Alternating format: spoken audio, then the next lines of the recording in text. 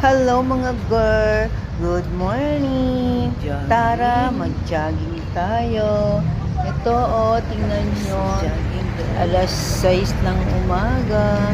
Pero may araw na. Yan mga girl. Ang ganda ng panahon Jogging tayo. ngayon. Ito. Early morning. Dito lang ako mga Good 6 morning, rounds. Nag-jogging.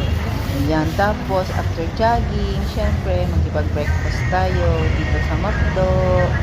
Ayan, mag-check ako kung may available ba sila na burger, steak, egg na breakfast. Kaso lang, hindi pa daw available.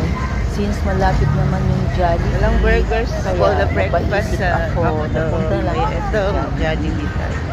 Yan, punta na ako sa Jollibee at baka na burger steak na breakfast sila. Kaya yan, pumasok na ako. At after ko nag-breakfast sa Jollibee, magpunta na ako sa may malapit na groceryhan dito sa amin. Kaya hayan, naki-grocery na din